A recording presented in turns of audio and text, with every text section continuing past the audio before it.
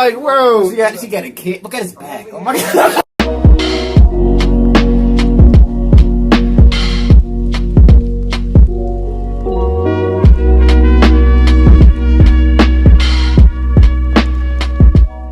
All right. What's up, y'all? Welcome back. You look like R&B. Can y'all hear us? Can you hear me clearly? You know, is the audio good? I want to see another comment talking about you guys need mics. I mean, because you're absolutely right. We did need mics. Why is it the voice you go to? I don't know, because we did need mics for the longest. And, like the white guy voice. Like, why was the first one? Because those are the guys who are complaining in the comments. I know you're white guys. It doesn't matter, you know. We've been doing this for 3 years. You know, we're going to keep upgrading the channel. These mics are going to be going to be for good use, like you said. Mm-hmm. Like I said, I want to eventually start doing like the public interview type John. So we'll probably be doing those eventually. We'll start doing a lot more of those. We're going to start getting some different content up on the channel. Start doing some more skits and shit. You're going to see a lot of different content. You know, trying to branch out. Just make sure we're dipping our hand into everything. Yeah, we won't stop doing reactions, but you know, we don't want to. We want to take the channel in different directions. You know what I mean? Take it to the next level. Yeah, hit the like button, subscribe, and share. Make sure we're gonna need your help with the like button. Yeah, hit the like button. And subscribe. Make sure you're checking out the 412 show. Make sure you're checking out OB Gaming. We're gonna hop right in. Oh, actually, no. This is. Let me say what the reaction was. The video. Yeah. How eugenics erased Black history. Yeah. I actually did a project on eugenics in high school, man. That was an interesting subject to do some research on. And whenever I did my presentation to the students, and I gave them like the history and like the information on it about how it was created. Like it was brought up more in the United States, but the idea of eugenics kind of came from like Britain and all that, and like their class system, and like how certain races in Britain were kind of like superior to other races throughout Europe and all that. They didn't have like this kind of class system for Europeans even, where there's a hierarchy of Europeans. Then they went to Asians. Then there's a hierarchy of Asians under the Europeans. So you had the Europeans, Asians, Oceanians, Native Americans, type Africans, and Jewish people. Like that's where you had. That's what their ethnic. That's then. Notice I said Jewish people. That's where the Nazis came from, because eugenics came to America. The practices kind of became a thing here. We had like eugenics offices, and we had people like Kellogg and Carnegie. They were contributing to this rising phenomenon in the United States, this racial science, which used science to kind of justify the racial injustices of the world. You know, like white people were just inherently superior. We created the civilizations of the modern world. Of course, we're going to be on a pedestal above everyone else. You know, so that was kind of the driving factor you're seeing with the Nazis, and you see what that led to. So that's why you're seeing like a pullback of eugenics in the United States after they've seen like, oh, goddamn, they just murdered 6 million people, their own citizens. And we were damn near on the same time in here. They sterilized 60,000 colored women up until the 80s. You know what I mean? They're trying to find like that super race, that best race. Did they really think they really thought that they were the best race? Like, where do you think that like came from?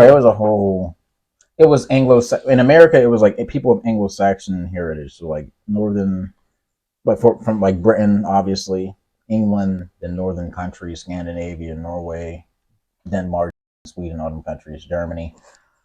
So he wanted like Germanic, Nordic blood. Like it was just you see it. You will see it. So we're going to see what this video talks about, man. You know, that's just me, you know, spewing on a little bit about some of the stuff I know about eugenics. I don't want to go on too long. Hit the like button, subscribe, and share, like I said before. We're on right in. Hello to all my subscribers, and hello to any new viewers. I've been off the radar for a while, but I'm now back to bringing more real history.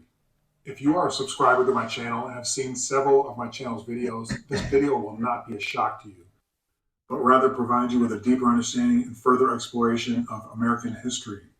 If you are new to my channel and this is the first video you've seen, do yourself and me a favor and check out several of my past videos first. The topics I discuss and the information I uncover/rediscover are deep and totally fly in the face of the current history we have been fed. Alright, so if you're still with me, I think you'll really be fascinated by this video. But be warned, I'm going to hit you with a lot of information. You may want to grab your favorite beverage and get cozy. So let me emphasize what this video is all about. How eugenics was used to erase Black history. Another way to put it is, why do so many people around the world currently believe that Europe and the Americas, meaning North and South America, were always ruled by people we currently identify and label as white? Now, for those of you that have watched my videos before, should understand that the label white person is a status that has changed greatly since the turn of the 20th century. So, back to what I was saying. As we all can see, Europe and the United States currently have large populations of people that identify as white, and for the most part are ruled by people that identify as white people. How did this come to pass, and why do many, if not most, believe this has always been the case? I have two words for you: white supremacy and eugenics. Although I've been MIA for several months, I was not sitting on my hands contemplating my navel, as my old math teacher loved to say. What I am doing is constantly researching ancient and current history, for as we all know, history is being made as we live our lives minute by minute. So one of the books I read was War Against the Weak, authored by Edwin Black. This book was extremely revealing, very credible, and very well researched. This book to me was the key that explains how American and European history was whitewashed, and it also explains why to this day whitewashed history is still being taught. My only issue with Mr. Black's book, and I will get into it further later in this video, is its focus on how the evils of eugenics was waged on poor, uneducated, mentally impaired whites, and secondly, other ethnic and social groups.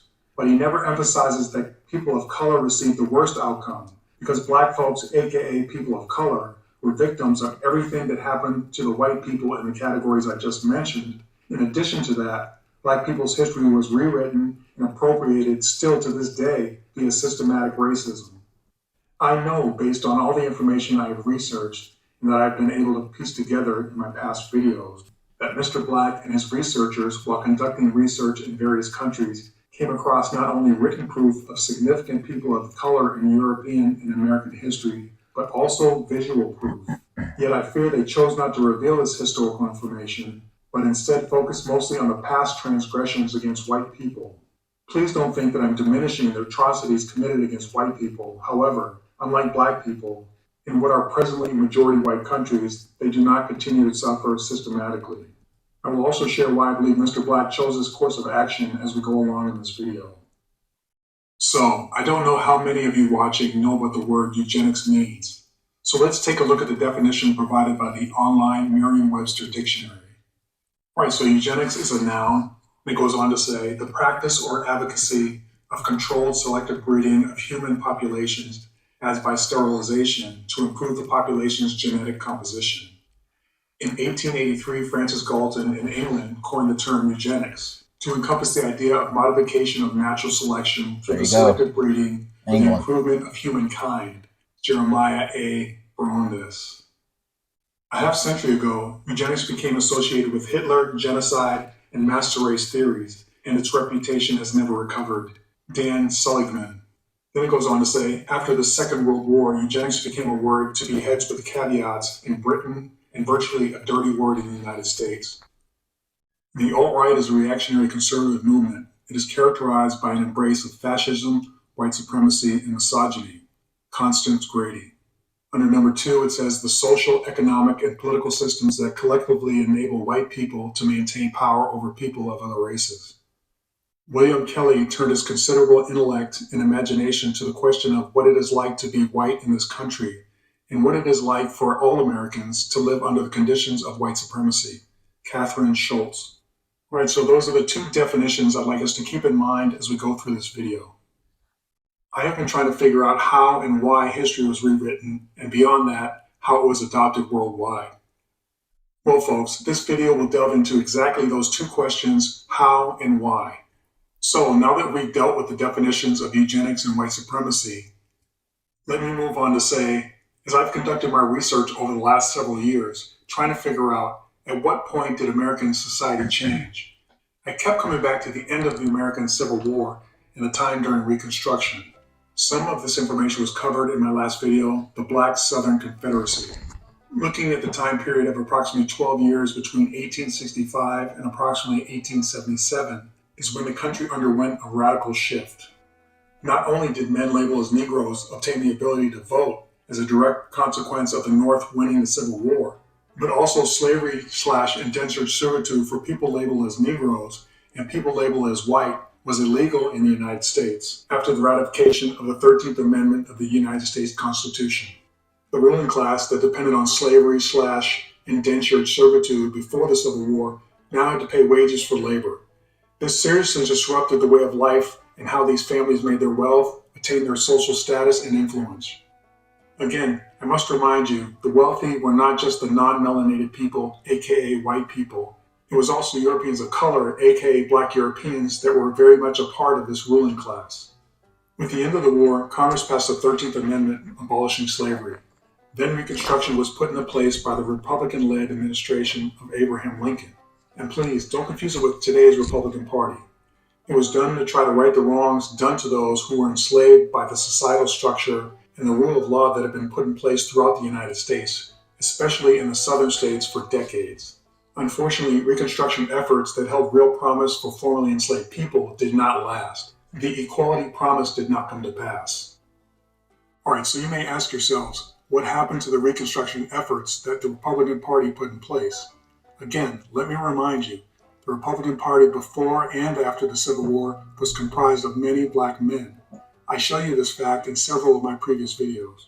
However, as enthusiasm for the Southern Reconstruction efforts waned due to many of the federal and state legislatures, city councils, and other official positions being full of elected black officials, they did not pay attention to the undercurrent of white supremacy and the adversity to black rule gaining traction, especially in the formerly Confederate states.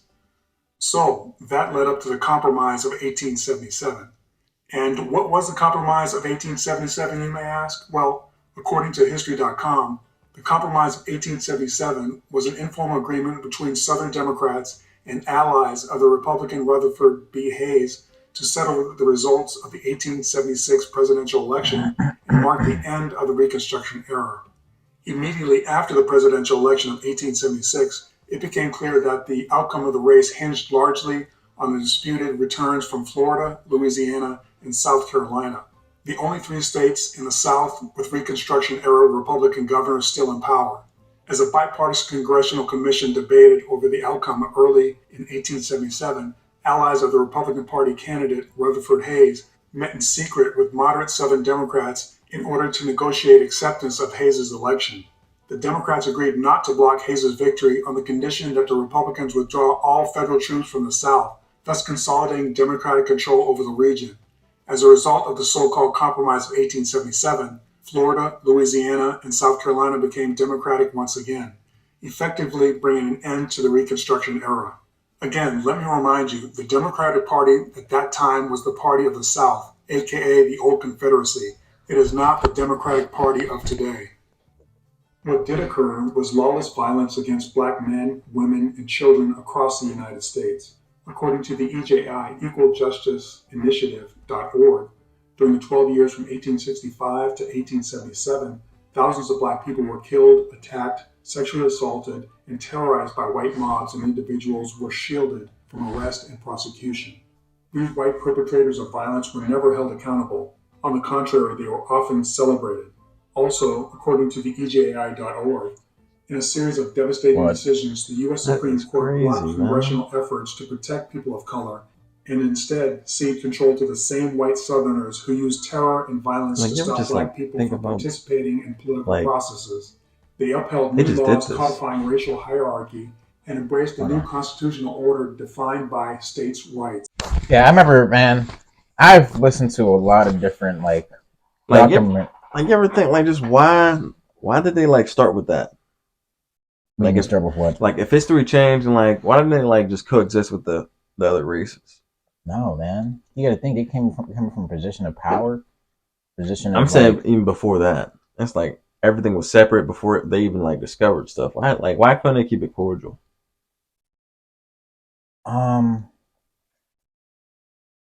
It was based on a lot of things at the time. They're colonizing completely new lands that have not been urbanized or anything, barely settled by the new colonizers.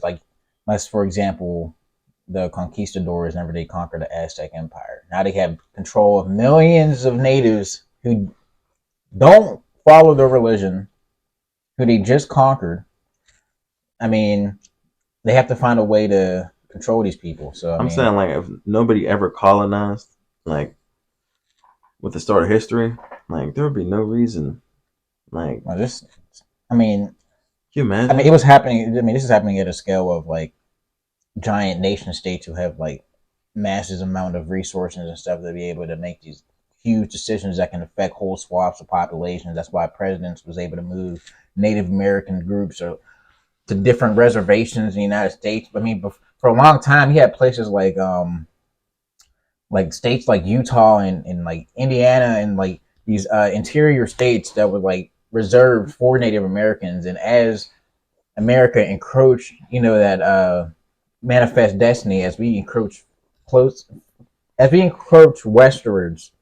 I'm sorry, let me start over.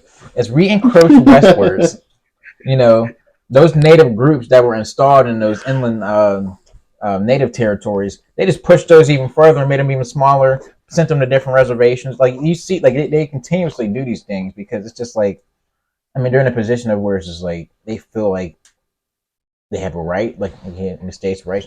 But there's a whole thing. I Like, didn't who even get to really get gave in. them the right? Like, why they even like think of the right? Like, it's kind of wild. It's not really about right. It's really just about Human nature. even not about human nature. It's just about they have I'm talking about the an beginning, extreme man. advantage over these groups, and they want to. Let's think about it like this: you just these people were just enslaved for more than 100 years. You got to think from their perspective. They just witnessed the Haitian Revolution type things like that. They don't want to witness an uprising like that in the South. I mean, you get the black population in a lot of areas is actually a lot higher than the white population. So to terror and state funded crime. I mean, the states, they, like you said, they celebrate these type of things because they wanted to keep the black population in a docile, frightened state, too afraid, not a cornered animal like you who mean. If they would push them, I mean, I'm pretty sure they would have pushed them like far enough. They probably would have just like fought because they really no other choice. But like, if you have them to an extent to where they're just fearful and like they just don't want to keep awayish type thing. That's I mean, it's a form of social control, terror through terrorism and stuff like that. I mean, they were blowing up. Actually, no, blowing up was like that was into the '60s. Well, I And say, this is just the 1800s. I'm like, they blowing up old cannons or something. We didn't even get into like the 1900s, 1914, the Red Summer. When there was the through misinformation through the news that there was like these black riots and there was black folk attacking white people. So you see these white militias storm up and he started attacking black populations all across the United States, just massacring Oh my people. god. Just imagine walking to work one day and it's hysteria, just do like this crazy stuff like that. But it's going on for such a long time. I mean, I don't know. I mean, we didn't really make too much of a dent in this video. This is an hour or something long. I'm trying to break this up into parts, but yeah, we're definitely gonna check out more of this. Let us know what you think of Eugenics down in the comments. If you ever heard of it before this video, if you know anything about it, give us your opinion on it, on the situation. But hit that like button, subscribe, and share. Really appreciate everybody coming back. We'll see you next time. Peace.